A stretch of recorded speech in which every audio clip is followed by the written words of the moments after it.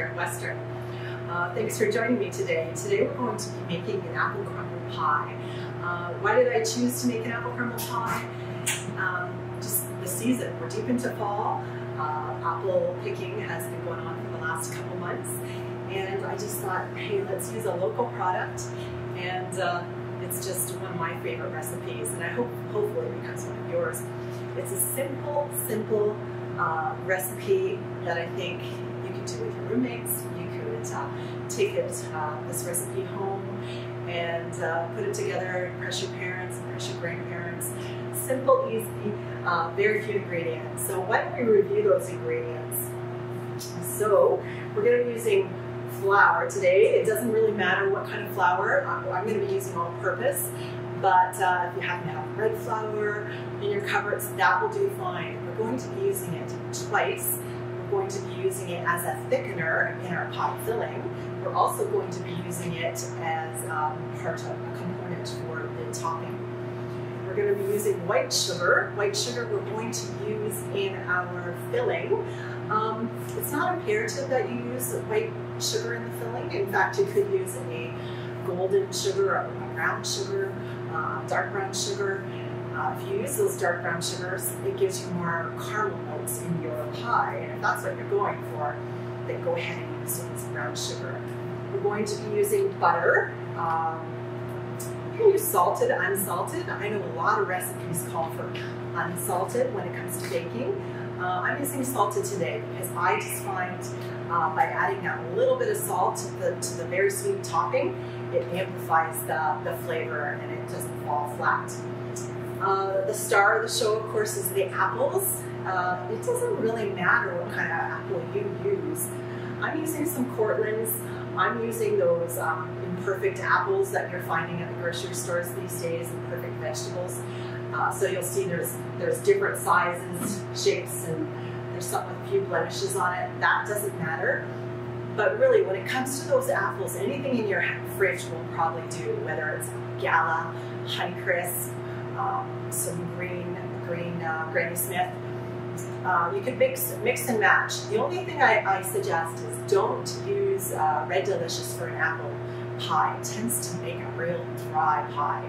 And if you used all Macintosh apples, you're going to have a very apple saucy pie because they kind of cook down to sauce. So try to avoid those two apples, Red Delicious and Macintosh. And the final ingredient is just a pie shell. So I'm not going to get into pastry making. That's quite a challenge in itself, probably worth a whole video. But we're going to do a little cheat and we're going to use a pre-made pastry shell. So that's it for ingredients. Great, so now we're going to talk about some of the prep work we need to do. So first things first, you'll want to preheat your oven. So 350 is what we're aiming at. So I'm going to just reach back here and set that for 350. Right. Next step is gather all the equipment you're going to need, which isn't a whole lot for this recipe. So what we're looking for is a 1/4 cup measure, a 1/2 cup measure, and if you don't happen to have these, just whip off to the dollar store, any grocery store. Typically you can pick up a set for $1.50 at the dollar store. You'll also want a knife, something to peel your apples. So whether it's a knife, whether it's a traditional kind of hand peeler like this, a Y peeler, you just need something to peel those apples, okay? In a bowl, if you have a cutting board, fantastic. And we're going to use a plastic bag. So I'm all about using the least amount of things I possibly can so I don't have a whole lot of cleanup in the end. So we're going to get started on our apples first of all. So I'm going to pick out a mixture of apples here. The recipe calls for 6 apples. So if they were all big boys like this, we're going to want to make sure we've got some smaller ones in there. If they were all tiny, you might want to add an additional apple for 7. But I think what we've got going on here is great. So a couple different things. If you've got a peeler like this, go ahead and use that. I'll I'll use this bowl here for my peelings and go to town. There might be some bruising in here. You can trim that off. Keep in mind though, apple cider is pretty much made out of bruisey apples, and flavor isn't all that bad. So a little bruise in your apple isn't going to do what we want. So we'll clean those up in a minute. This is how I was pretty much taught to peel an apple, going round and round and round.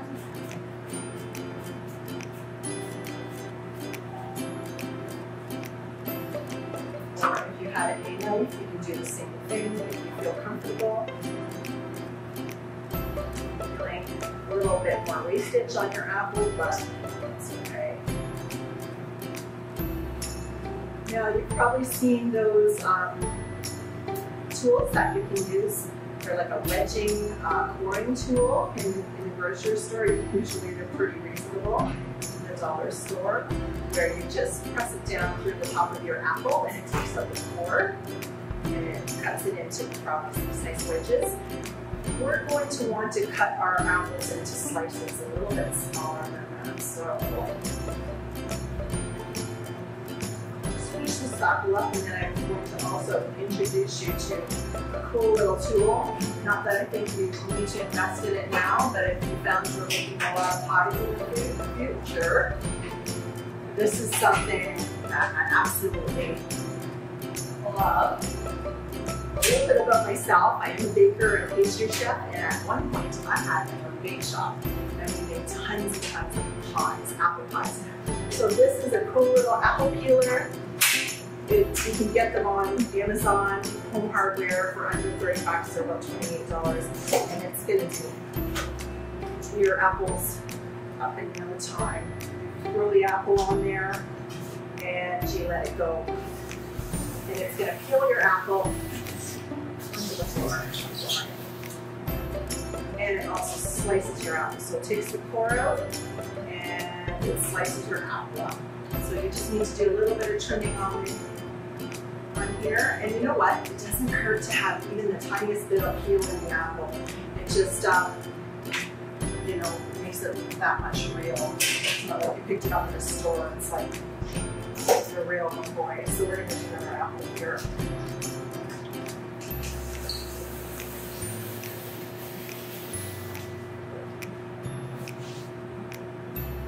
All right, so we've got 6 apples. Those ones, I'm just going to take the cores out. And first of all, let's go back to this plastic bag.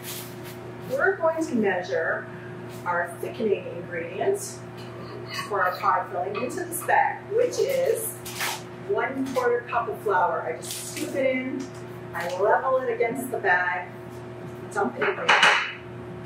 We're also going to use white sugar, 1/2 cup. I'll take that in, just give it a shake to level it off, dump it in there, give the bag a little shake. And now, as I peel my apples, I'm going to throw them in this bag. So these are already sliced and peeled. I'm just going to break it in half. Break this one in half.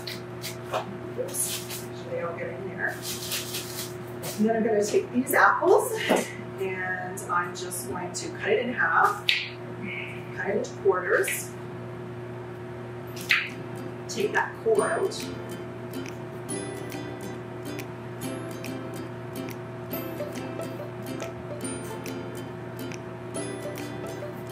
Then I think I'll probably cut the wedge itself into probably 3 or 4 pieces. So we're going for a 1/2 inch size. Okay.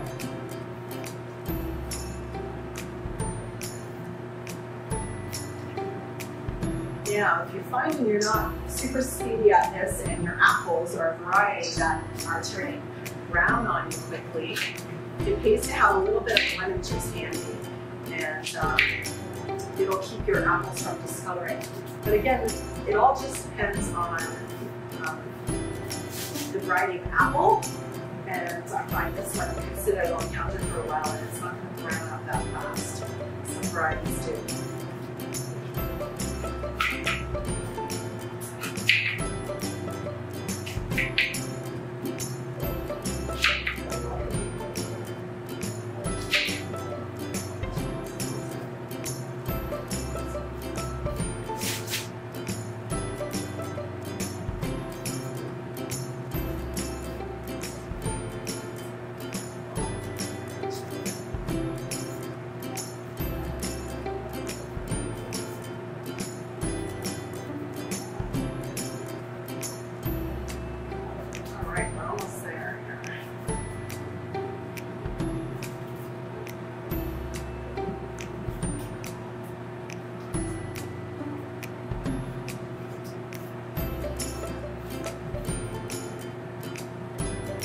your apples are a little too large in your pie, you might find some parts of the apple pie filling that don't cook through. You've got some crunch bits in there, so it's nice to be consistent about your slices and not make them too big. So once you've got all your apples and you've got your thickener and your sweetener in there, you're just gonna take that bag,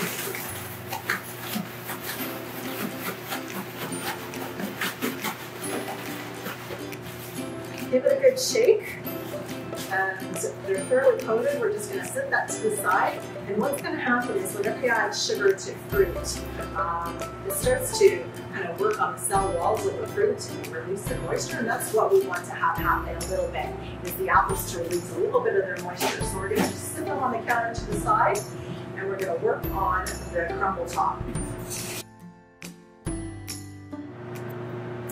So now we're going to assemble the crumble topping for our pie. Simple 3 ingredients. So we're going to take a half a cup of all-purpose flour, any flour. We're going to dip it in, level it off against the side of the container, and then we're going to add brown sugar.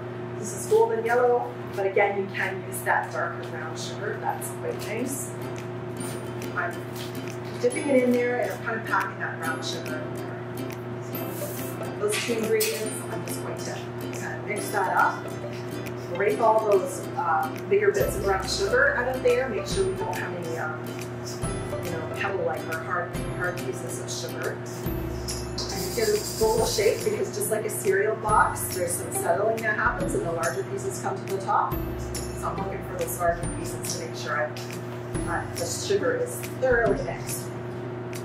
So half a cup of brown sugar, half a cup of flour. We're going to add a 1/4 cup of butter. It's best if it's warmer, or not warm butter, but room temperature butter. You don't want something that's really ice cold, because we're going to work this in here with our hands. And if it's freezing cold, we're not going to get very far very quickly. So what I'm doing here is I'm just squeezing the butter into this mixture. Sometimes I'm actually doing this rubbing motion where I take the butter and I rub it across these dry ingredients. I don't want to make a dough, so I want to keep things moving here. I don't want to start lumping it all together, pushing it all together. I want to make sure that the dry bits are getting coated with butter. I want to make it crumble. Kind of, we're looking for little crumbs, the shape and size of like green peas or something like that. So you can see it's coming together. There's still some little like the floury bits in the bottom, so I want to make sure I get those. Once stuff starts to come together, you're good to go. You don't want to overdo it and start making a dough, because that's going to be tough. So there's your 3 ingredient crumble top.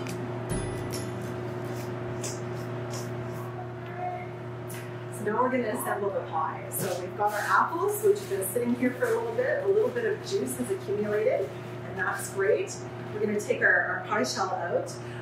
It's best if you keep this in the freezer or in the fridge until you're ready to use it. You don't want to have it out in a warm kitchen, or all the fat that's in this pie shell will start to leak out, and if you go ahead and bake that, it will give you a really tough leaden-like pastry.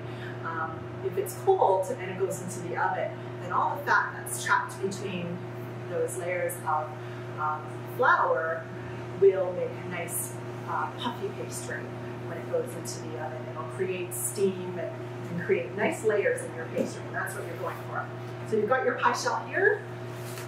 This is why I love to use a plastic bag, because I can get that mixed up really nicely, but I can also put it in the pie without making a big mess and getting my hands all that dirty. So what I'm doing is I'm just slowly squeezing it in there and forming it into kind of a round dome shape.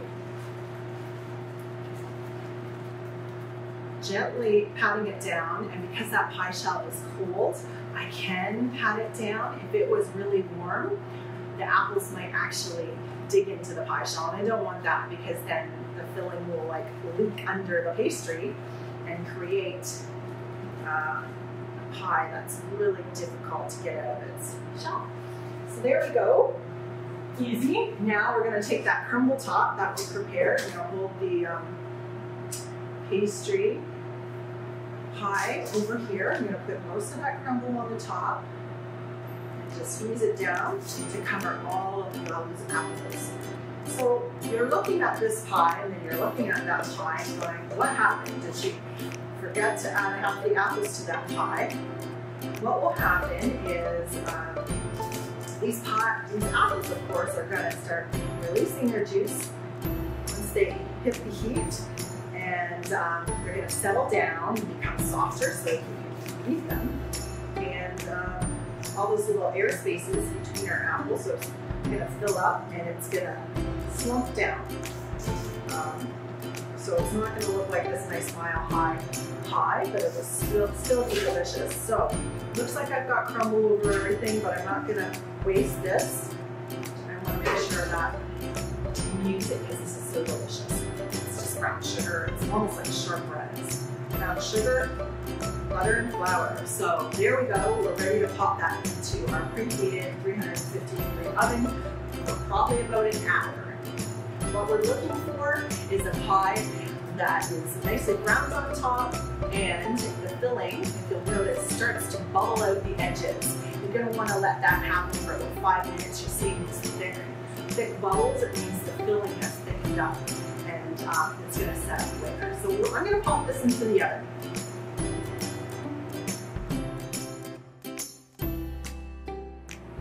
So while our pie is baking, I want to just share with you some tips or some cheats. So if you really want to impress your friends and family, kind of fool them into thinking you made everything from scratch, this is where you can take that pie shell that you've purchased that's in its foil tin.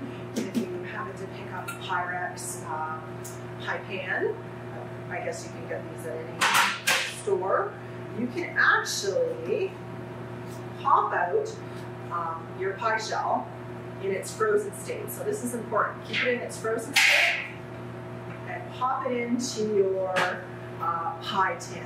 Now, if it doesn't fit exactly, don't try to force it at this point. Just let it come to room temperature and you'll find the pastry will just slump in and fit into the corners of your pie plate.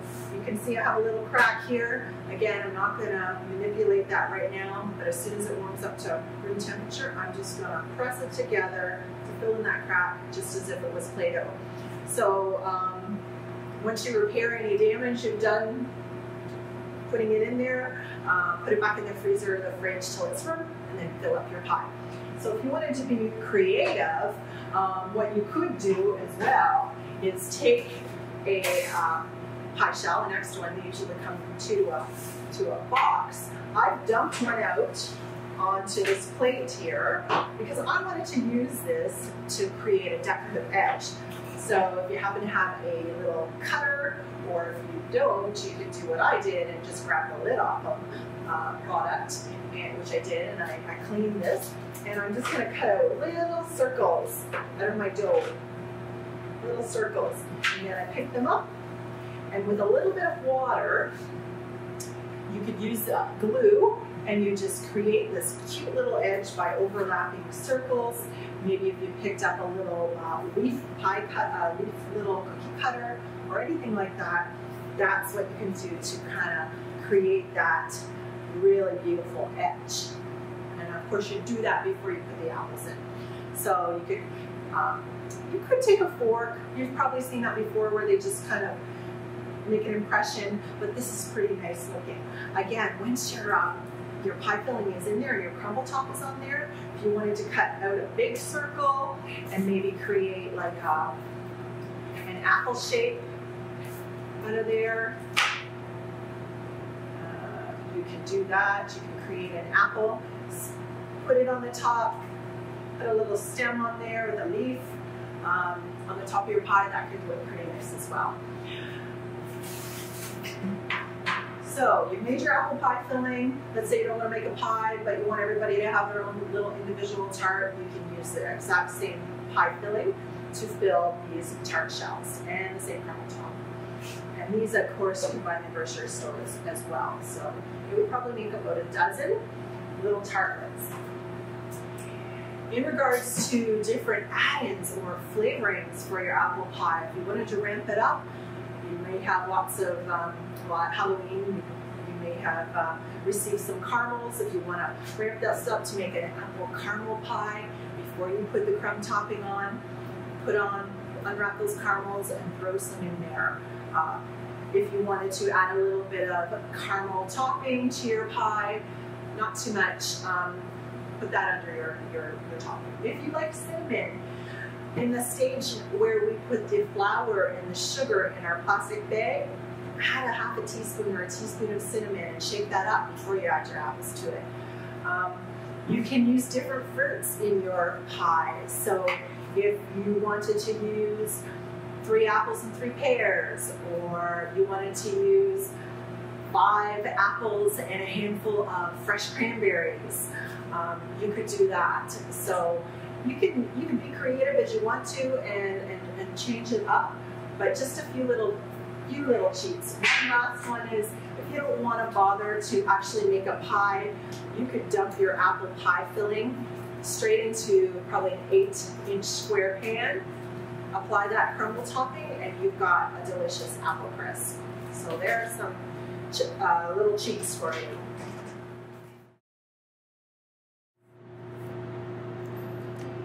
So that's the conclusion of this class.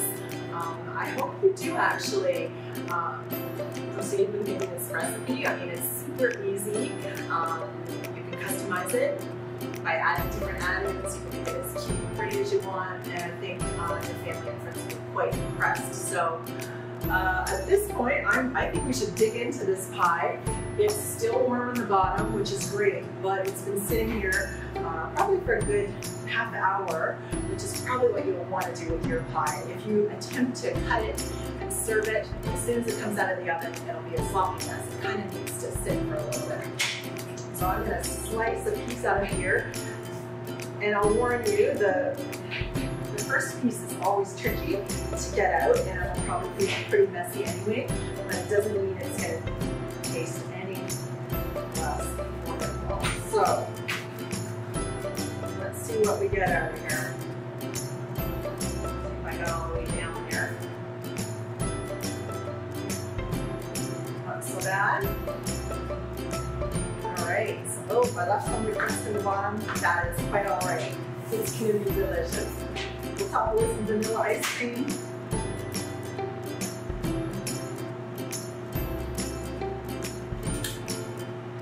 And it's ready to share. Oh, it smells delicious, so enjoy.